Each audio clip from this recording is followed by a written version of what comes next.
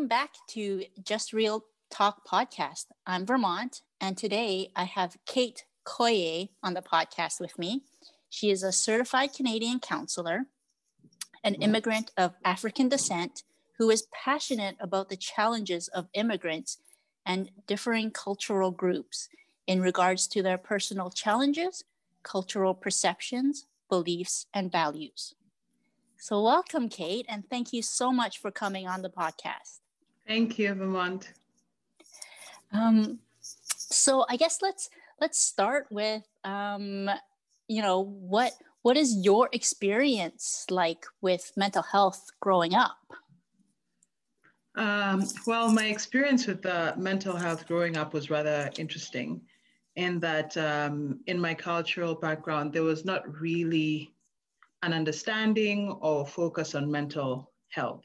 I think people are more preoccupied with what you see. Mm-hmm. And so if you don't see the brain, then it doesn't mean anything. Mm. But what I remember growing up is that a person was either crazy or normal. You know, we would sort of talk about the mad person out there, or you're well-mannered or ill-mannered. You're a happy person or an extremely miserable person. And it was sort of a behavioral thing where you're able to change. And if you're not able to change, you're crazy. But if you can, then you should be able to adapt to the environment that you're in, regardless of what your feelings were. So I think we grew up learning to ignore our feelings and just be appropriate. Mm-hmm, mm-hmm. Yeah. Yeah, so kind of really that dichotomous view of like you're either this or you're that, and there's no room for that in between. Yeah, yeah. Or a different that is not normal. And society determines what's normal. Yeah, yeah. So what did that look like as a child in that culture? Yeah. So as a child in that culture, it means you're respectful. And being respectful means you listen to what you're told. And so for example, if you're crying and they say, stop crying, then you stop. Because that's a behavior.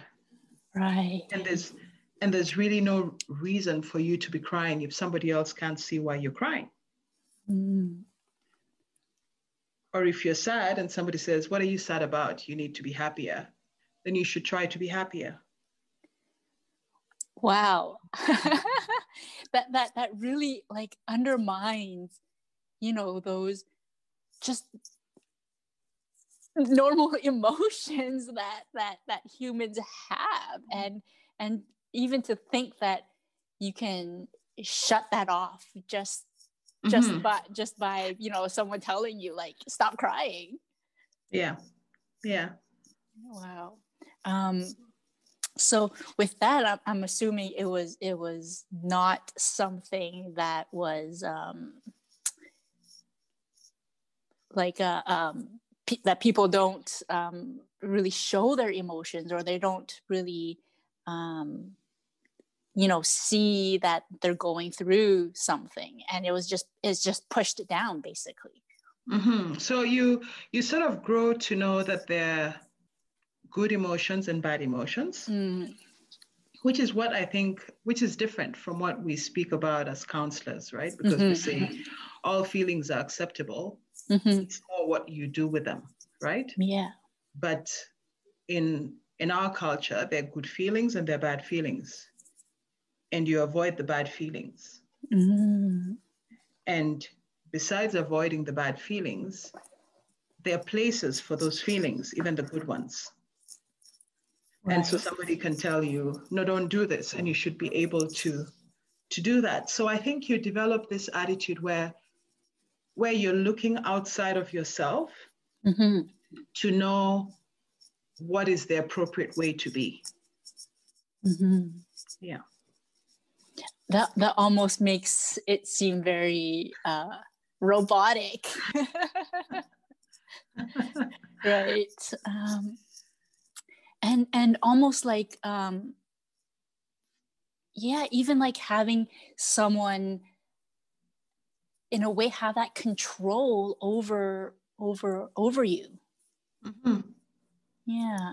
It's And interesting when you think about it. I mean, when you're outside of it, mm-hmm. but in growing up, it just seems normal. And I know as an African, there are even jokes about it where people will say, "Oh, you know, you're an African when your parents spank you for crying." You know, so it's a funny thing, but I think it's a way of programming in our minds that we don't realize is negatively impactful. For sure, for sure. To suppress different things because they do come out from somewhere, whether Yeah. it's a good feeling or a bad feeling. I Mm-hmm. think it's good for it to be expressed. Mm-hmm. Yeah.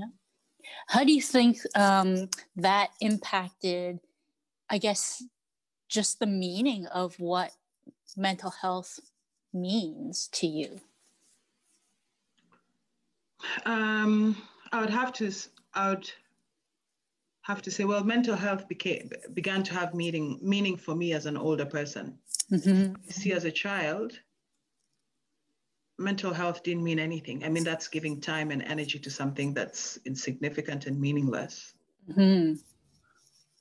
So it began to mean more to me as an adult. Mm-hmm.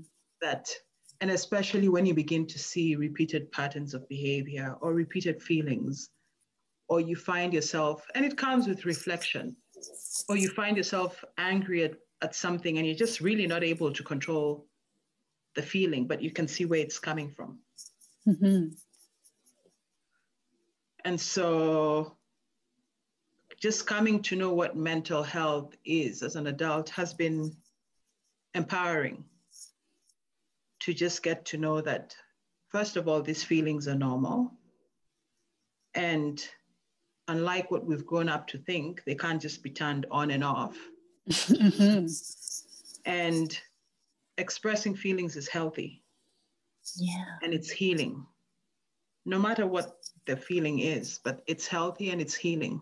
Mm-hmm. And also just learning the discipline of having that control ourselves in how we Mm-hmm. express ourselves, and somebody else being the one that determines that. Right, right. Yeah.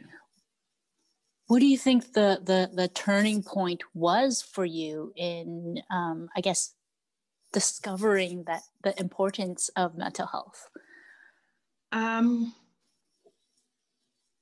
Maybe I would say I've had a curiosity for mental health, for just how the mind works, for a much longer time. But I think the turning point for me was being outside of the culture and being with myself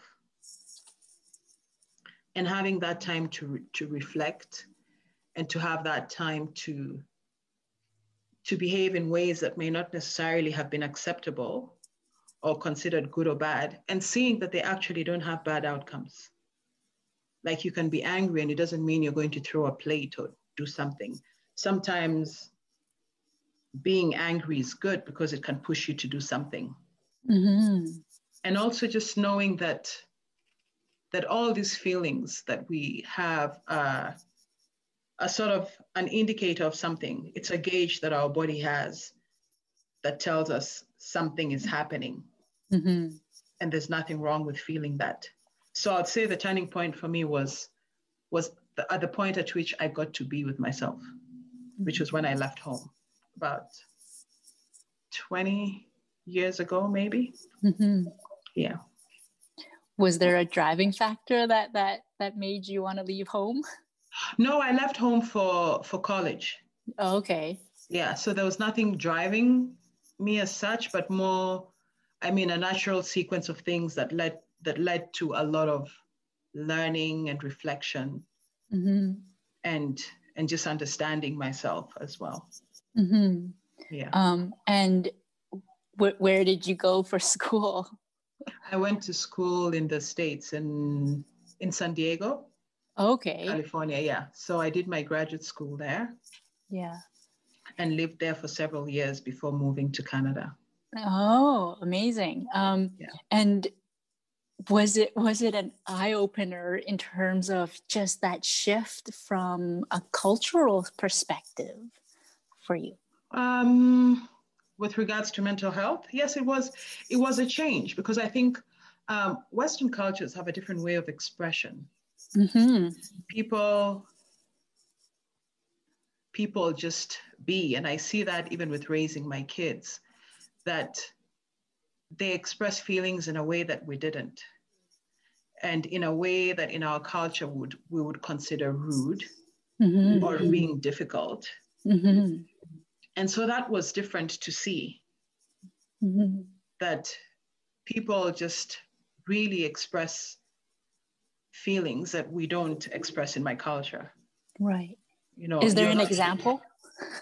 even just saying, well, even for a child to say, I'm angry, Yeah. or mommy, I'm angry with you. Like, why would you say that in my culture? You know, Right. that's, Right. Kind of that's, like a respect thing, right? yeah, Yeah. that's not respectful. Right. Or allowing your child, for example, to cry it out and finish, because Mm. if they're crying, there's a reason. In my culture, if a child is crying, you want to stop them. Mm-hmm. So it's just the little things that you find are different, which sometimes I can find myself tempted to do because it's just so normal to say, no, I don't like that feeling. You need to take it somewhere else. Mm-hmm. But yeah. So I guess for you growing up in that culture where, you know, you were kind of told to turn it off, Yeah. To going to a culture where, no, like express it's good, it's healthy. Do you ever get like conflicting feelings about that? Sometimes, although I think I'm now more comfortable with the expression of feelings Mm-hmm. than I was for a long time. Mm-hmm. But I do, maybe what I would say is something that would cause me to take a pause, is if I was expressing a feeling to somebody of my cultural background, then I would sort of be more conscious in how it would come across. Right. But otherwise, I think I have gotten to be comfortable with expressing feelings and talking about what I'm thinking or feeling. Mm-hmm. But I find myself unconsciously trying to adjust myself Right. when I am with people of my cultural background. Right. Yeah. How did you become or get to this point of being comfortable? Because I think it was a way that I was. Mm. So it was more difficult for me not to express than it was to express. So I find that this is more natural for me. Mm-hmm. And the other would have been more difficult. Right. Yeah. What do you think you would tell your younger self who was maybe still in, you know, the that culture and surrounded by family and friends of that culture? I would say to myself, I see you, I hear you, and what you feel matters to me. Mm-hmm. I would say that you're enough, and I wish that I gave you more time. Mm-hmm. Yeah, that's largely it, just the affirmation and acknowledgement. Right. That everything about that person is acceptable. Right. Right. Yeah. And do you now carry, you know, that piece as you raise your kids? I hope so. I hope so. I mean, they definitely will be the ones to tell the story. I'm conscious of it. Mm-hmm. And I hope that it's coming across in my parenting at least more often than not. Mm-hmm. But let's see. time, time will tell, but I do hope that that's what I've done, because I Yeah. see that that's a really important thing. Yeah. Yeah. Yeah. Yeah. Do you ever share with them just that piece of, maybe back home, these aren't necessarily acceptable things? Yeah, I do. I do. And and it's so funny how language is such a representation of our culture, because I don't know if you see that even in your own experience, but there are words and things said in our different languages that don't even have words in English, Mm-hmm. because they're just not there. Mm-hmm. And and sometimes in conversation, when I find myself translating, let's say from my language to English, you just don't find the word. Mm-hmm. And so I find myself correcting and saying, this is what I meant, not that, Mm-hmm. because the word's just not there. Yeah. you know? So it's an interesting thing, but yeah. Yeah. Amazing. Yeah. And with our day to day, and I'm sure you have certain times and certain days where you're probably feeling, whether it's super stressed out, overwhelmed, or just maybe not in a good mood. How do Mhm. you cope? How do you deal with that? I cope by listening to myself. Is it fortunately or unfortunately? I'm one of those people whose stress manifests itself physically in some shape or form, whether Mm-hmm. it'll be a headache or a stomach ache or so it's not something that I can really ignore. Mm-hmm. And and so just learning to get those signals and give myself time. And maybe it comes with age too, because over the years I have learned to give myself time Mm-hmm. and to not make an excuse for it. If I'm not able Mm-hmm. to do something, I'm not able to, and I don't need to do something, and I don't need to explain it. Mm-hmm. So I'm just learning to be with myself, to give myself time, to love on myself, Mm-hmm. and just acknowledge that nobody is going to give to me what I don't give to myself. Mm-hmm. So I think that I would say that that's the bigger thing for me. I'm able to do things for myself that I wouldn't have done a long time ago, whether it's to sleep if I need to do, or to sit and do nothing, or to watch a movie, or to just really attend to myself in the way that I feel I need at the particular time. Mm-hmm. So my coping is better. My coping is way better. Right, right. Mhm. Um, how did you get to that point though? How do you get to that point that you recognize that this is what I need, and it doesn't matter so much if other people need me. I need to do what's right for me. If you were to kind of maybe tell the listeners or your clients, like, because that struggle is so, it's so real, right? Yeah, yeah. To find that balance, how do we pick, or maybe it's not even about picking or choosing, but how do we decide that I'm going to really listen to what I need? Well, I guess it happens first of all. It can be something that you're forced into, especially when your body keeps score. Like if you find yourself with constant headaches, like for me it was migraines, Mm-hmm. and I would get migraines all the time. And I was at the point where I was at the point where they would give me medication that just wouldn't work. Mm-hmm. And so it was a choice between, am I going to continue doing this, or am I going to change something? Mm-hmm. And yet my responsibilities were also increasing. And so there was going to be something that was going to give. Mm-hmm. So I don't know if it was even just a choice I made, or I found myself pushed to a corner, and then I had to do something.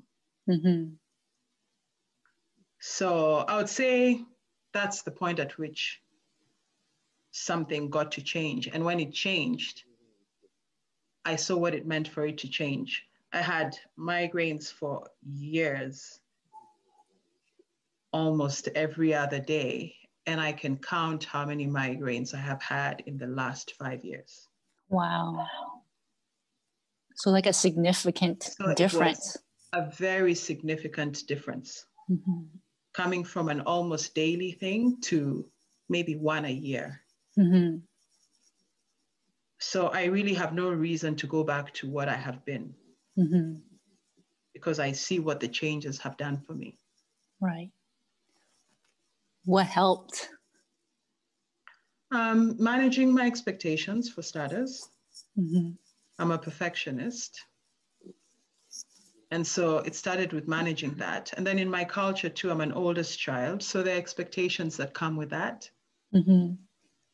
But also just recognizing that if I remain the oldest child, then there's really nobody to look after me, because I'll always be the oldest one. So I'm going to have to do it for myself. Right. And really, when I was having these migraines, there's nothing anybody could do. So that was just a wake-up call in itself. Yeah.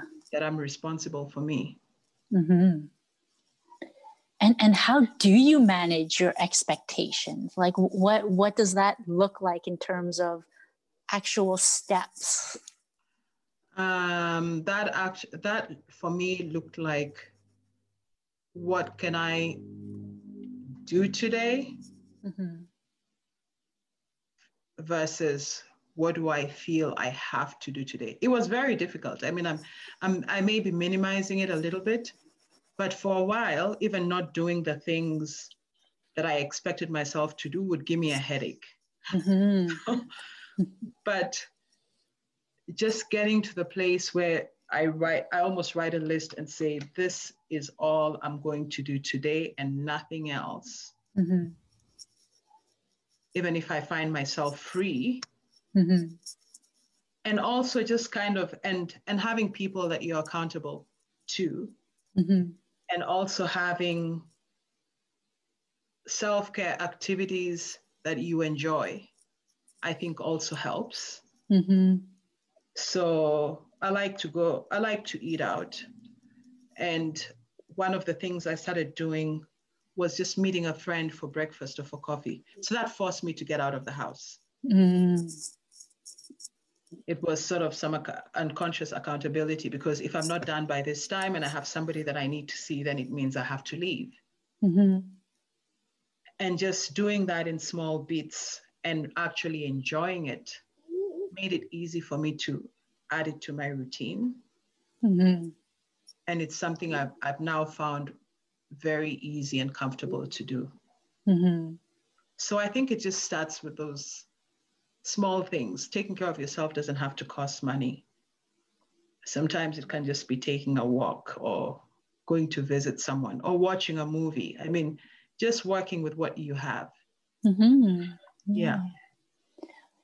Was it hard to, be in the middle of something, not finish, and, having to be somewhere? I mean, given that perfectionist personality, that must be tremendously difficult, because, a lot of people struggle with that. Yeah, it was difficult. It was difficult. Sometimes it meant I have to wake up a little early, or it means just really having to move something to somewhere else. Sometimes it was difficult for other people in the house, because then I'd be vacuuming in the night because I didn't do it in the morning. But it's ridiculous. But I did do it for some time. Right. So like I say, it's not an easy thing, but I think when you begin to see the benefits of it, or sometimes you just really don't have an option, then it changes it changes something, but it can be an ongoing struggle for a bit of time. And it was for me. Right. It was something I struggled with for several months. Yeah. But when I did eventually get there, it changed a lot of things for me, and I haven't really gone back that way. Mm-hmm. Mm-hmm. How did you push through like those several months that that was a struggle? How did you keep continuing? Because I can imagine, you know, a month in, and it's so much work. It's requiring so much energy to continue this change that a lot of people wanna stop. First of all, I think one of the things that really helped was it was part of a project that I had to do for one of my courses. Mm-hmm. And so I had to show something Mm-hmm. that works. And, you know, and I think, and you in this field with that kind of work, I think the best teacher for anything that you give to your clients to do is your ability to do it yourself. Mm-hmm. So that was something that was driving me as well, that I can't tell a client to do this if I can't do it. Mm-hmm. And I had people supporting me as well, because this was a project that we were all doing. Like, what can you do that would change something for you significantly? So I had people supporting and rooting for me for this change to actually happen. Mm-hmm. And I think it also just brings the importance of having social supports when you're going through mental health issues. You need people that see you, that see your struggles, that support you, and are happy for your well-being. Mm-hmm. And I think for that season of my life, I did have that. Wow. Yeah. That's awesome. And it's so true, right? Having that support network is so important. Mm-hmm. Yeah. Yeah.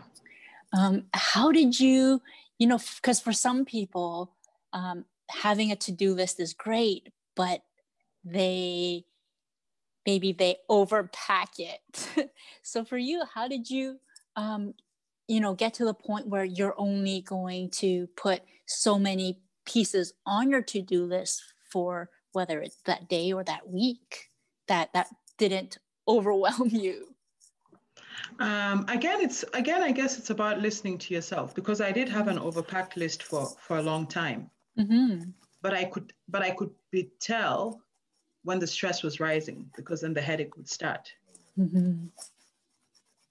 But you see, in the past, I would have ignored it and just popped a pill and continued. Mm-hmm. But now it was just being able to listen to myself and say, okay, so things started out well, and I've gotten to this place, and this is the way I'm feeling. Mm-hmm. So what's happening with that?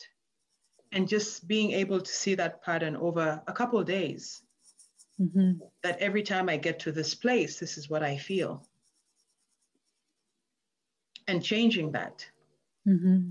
And I think a lot of people just lack that mind and body connection. But honestly, our bodies tell us lots. You know, now I'm more conscious of when I feel tenseness in my shoulders and in my neck, and I can tell, okay, this is weighing down on me. I can tell when I feel my stomach turning that, okay, this is happening. Mm-hmm. And this is all stuff that I never paid attention to really in the past. Mm-hmm. It was just, oh, I have a stomach ache. What can I take for it? Mm-hmm. And doing that every other day. So I think when you get to listen to yourself, there's lots that your body can tell you. Mm. How did you start, I guess, learning to pay attention to your body? Because, you know, in our society, it's so easy to take that, you know, that medical route. I have a headache, I'm gonna go take a pill. I have a stomach ache, I'm gonna go take a pill. How did you learn to know that, hey, there must be something deeper than than that physical pain? Aside of reading, and the good thing about our culture right now is that there are lots of self-help books. Mm-hmm. And I think everybody knows about some. I mean, I'm sure in our society today, well, most people have got to hear about mind-body connection, everybody talks about it. But being able to actually just do stuff that allows that for you. Mm-hmm. People don't sit a lot. And when I say sit, I mean like just sit quietly for a little bit. We always have some background noise, whether it's the TV or something. But just sitting, even if it's in bed before you go to sleep quietly, I think you can learn lots. You can learn. I think we all need to get comfortable with silence to some extent, to just being quiet. Yeah. And yeah, I think that's what I think. It's just allowing that silence and being comfortable with it can tell you a lot. Right. For some people, that is extremely difficult, and to sit with themselves it's almost scary. What would you say to those people? It's some, there's an African saying that I really like that says, when there are no enemies within, the enemies outside cannot hurt you. Wow. Say that again. When there are no enemies within, mm-hmm. the enemies outside cannot hurt you. Wow. If you're not comfortable with yourself in that case, then everything outside of you is going to be uncomfortable. I mean, if you don't like yourself, then who's going to like you? So true. And if you have things within you that you can't deal with, then who's going to deal with them? So I think it just means working with those things within us, the enemies within us, whether it's our anxiety, whether it's depression, whether it's whatever it is. And I don't mean having it fixed, but knowing and being comfortable with it. Then you know what to do with it. Because if you're an anxious person and you know it and you accept it, and the acceptance of it means that it's not your enemy, then you know what to do with it. Then you know that when I go here, I'm going to feel anxious. And so what's the thing that I can do to calm myself down? But if you make it your enemy, then the enemies outside take advantage of it. So that's what I would say to somebody that's not comfortable with being with themselves, that be comfortable. Learn to be comfortable. Yes, learn to be comfortable so that the enemies outside of you do not take advantage of your discomfort with yourself. That's so powerful. I really like that. And I guess, how does one learn to accept that?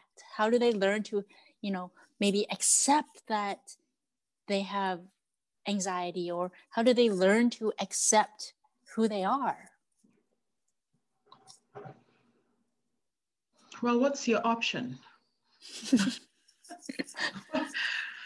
I don't know if I think it's just about asking, what would your option be if you don't accept it? Right. Because I don't think we have a choice. Because if you don't, then that's the mental health right there. Right. Yeah. So I don't know what I would say. I don't know what I would say about not accepting it, other than just saying it's the thing that you can do for yourself. Yeah.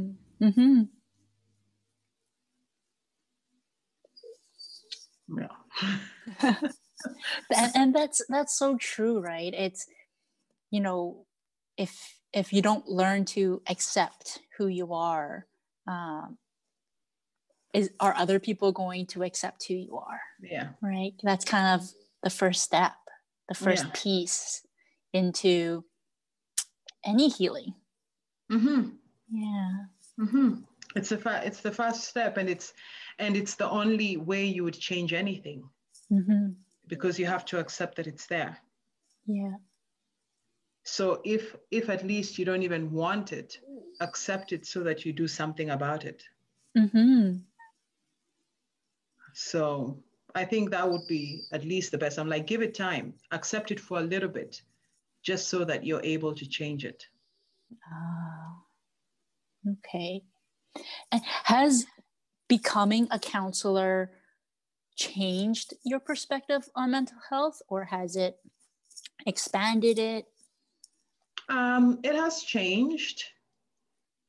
Obviously expanded it just for even just because of the learning that I've had to do to be a counselor. But it has also helped me to accept people's normal. And to not really put a gauge on it, because I think we, at least in the past and in my growing up, there was what people should be, what they shouldn't be. And everybody's normal is different. Right. And if it's functioning and it's working for you and it's not hurting another person, then that's your normal. But also mental health, it has also opened my mind to just being an advocate for the destigmatization. Yes. Why is it sounding like such a big word? Of mental health. Yeah. That it is here, it has been here, and we need to be open about it just the way we're open about a physical illness. I know there are people who would rather have a disease that's known and horrible than to say, I suffer from depression. And that's really unfortunate. Because health is health. And there's really nothing to hide about our suffering. Right. Because suffering is what connects us as human beings. And so I really do hope that we can get to a place where mental health is a comfortable subject. Yeah. Hopefully this podcast can shed some of that light for people who are on that boat, who are suffering silently, right? Yeah. Know that you have a community of people out here that you can reach out to, who maybe have gone through the same thing or similar things, and that it's not shameful. Yeah.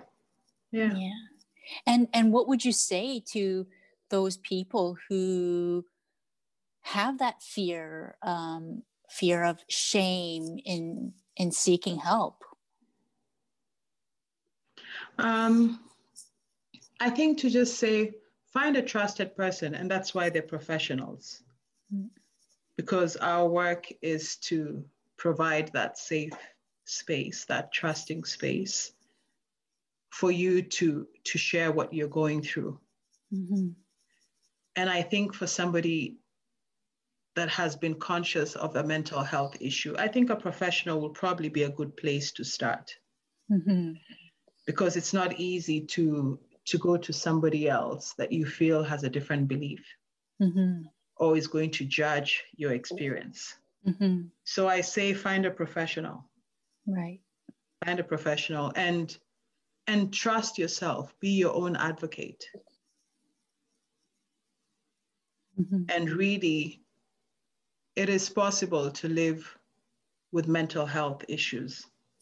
For sure. It's possible to experience life and have a fulfilling life in spite of everything.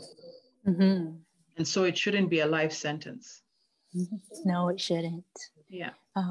And the thing with us professionals is we've gone through our own things, right? So, we definitely understand and have a deeper understanding of maybe some of the things that some people are coming in with. Yeah. Yeah. Yeah.